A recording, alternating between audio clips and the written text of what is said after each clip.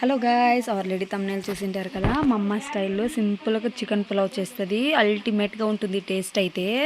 And ఇక్కడ first of all full వర్షం అండి. ఇంకా వాయిస్ ఓవర్లో కొంచెం ఏదైనా తేడా ఉంటే ఏమనుకోవద్దు. ఇక్కడైతే మా అమ్మ అయితే ప్రిపరేషన్ చేసుకుంటుంది అనమాట. చూడండి, ఒక 20 మినిట్స్లో అయిపోతుంది అనమాట. సూపర్ టేస్ట్ ఉంటుంది. ఎక్కువ ఏం మసాలాలు వేయదండి. లాస్ట్ వరకు చూడండి, సూపర్గా ఉంటుంది. ఫస్ట్ ఒక ఆయిల్ తీసుకునే వాటర్లో ఆయిల్ వేసుకొని గరం మసాలాలు అన్నీ వేసుకోవాలన్నమాట. బిర్యానీకి సంబంధించినవన్నీ వేసుకొని లైట్గా వేగిన తర్వాత పచ్చిమిరకాయలు, ఉల్లిపాయలు కూడా వేసుకొని గోల్డెన్ కలర్ వచ్చేంత వరకు వేయించాలన్నమాట. అలా వేస్తేనే టేస్ట్ బాగుంటుంది. అవి కూడా వేగిన తర్వాత కొంచెం అందులోనే అల్లం వెల్లుల్లి పేస్ట్ అనమాట, ఒక 3 స్పూన్స్ అనమాట. 3 స్పూన్స్ వేస్తుంది మా అమ్మ అయితే. మీరు మీ క్వాంటిటీ తగ్గట్టు కూడా వేసుకోవచ్చు అనమాట. మేమైతే ఇక్కడ చేస్తున్నాము 1 కేజీ మోయిన్ అనమాట. ఇంకా ఇప్పుడు పచ్చివాసన పోయేంత వరకు వేయించుకోవాలి హై ఫ్లేమ్లో. అల్లం వెల్లుల్లి పేస్ట్ బాగా వేగిపోవాలన్నమాట. ఫుల్ వేగిన తర్వాతనే టేస్ట్ బాగుంటుంది అనమాట. ఫుల్ వేగించుకోండి. అండ్ మా అమ్మ చేతి వంట అయితే సూపర్ ఉంటుంది అనమాట. భలే చేస్తుంది. టేస్ట్ కూడా అల్టిమేట్గా ఉంటుంది.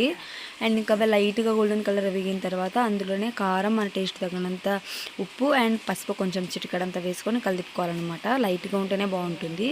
అండ్ ఒక 6 అయితే టమాటాస్ చిన్న చిన్నవి కట్ చేసి వేస్తుంది అనమాట. అవి కూడా వేసి బాగా ఒక 2 మినిట్స్ అయితే మగ్గించుకోవాలన్నమాట. మగ్గుతాయి, లైట్ మగ్గితే చాలు. ఇప్పుడు అందులోనే కడుక్కున్న చికెన్ అయితే వేయాలి. కడుక్కున్న చికెన్ వేసిన తర్వాత అందులోనే ఫస్ట్ ఉప్పు వేయాలన్నమాట. ఉప్పు వేస్తేనే చికెన్కి పట్టి సూపర్గా ఉంటుంది చికెన్ పలావ్ అయితే. ఫస్ట్ మెయిన్ థింగ్ ఇదనమాట, ఉప్పు వేయండి. ఉప్పు వేసిన తర్వాత ఒక 5 మినిట్స్ అలా కలిపండి అనమాట. బాగా పేస్ట్ కూడా పట్టుతుంది చికెన్కి అయితే. పట్టిన తర్వాత ఒక 2 spoons chicken masala, 2 spoons garam masala, 2 spoons అది ధనియాల పౌడర్ అనమాట. అవి కూడా వేసిన తర్వాత ఒక హాఫ్ ప్యాకెట్ అయితే పెరుగు వేస్తుంది చూడండి. పెరుగు కూడా వేసి ఫుల్ కలిపుకోవాలన్నమాట. బాగా కలిపుకుంటే టేస్ట్ బాగుంటుంది. కలిపుకున్న తర్వాత కొంచెం పుదీనా, కొంచెం కొత్తిమీర కూడా వేసి కలిపుకోవాలి. ఇప్పుడే వేయాలన్నమాట.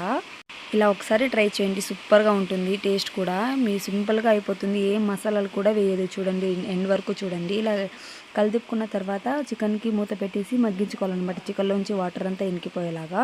చూడండి, వాటర్ వస్తుంది కదా. ఇలా వాటర్ వస్తున్నప్పుడు బాగా కలిపుకోవాలన్నమాట. ఇప్పుడు బాగా చికెన్ కూడా కుక్ అయిన తర్వాత మనం ఎన్ని గ్లాసెస్ రైస్ తీసుకుంటామో బాస్మతి రైస్, అందుకు తగినంత 1 గ్లాస్కి 2 గ్లాసెస్ అయితే వేసుకోవాలన్నమాట. ఇప్పుడు అమ్మ అయితే అత్తేసరు అంటారనమాట, అదైతే వేస్తుంది ఇన్ని వాటర్ అయితే. అసలు మసాలాలే వేయదనమాట. అసలు మసాలాలు కాదు, కొంచెం కూడా వేయదు. కానీ సూపర్గా ఉంటుంది చికెన్ పలావ్ అయితే. ఇలా ఒకసారి ట్రై చేయండి. అండ్ ఇప్పుడే ఈ సిచ్యువేషన్లోనే ఉప్పు ఎలా ఉందో చూసుకోవాలన్నమాట. అలా నీళ్ళు బాగా తెరలేటప్పుడు మనం కడిగి పెట్టుకున్న నీళ్ళు వచ్చి పెట్టుకున్న రైస్ని అయితే వేయాలన్నమాట. బాస్మతి రైస్ అయితే వేసి అలా లైట్గా కలిపుకోవాలా. గడవ కలిపిసుకుంటే విరిగిపోతాయి అన్నమాట.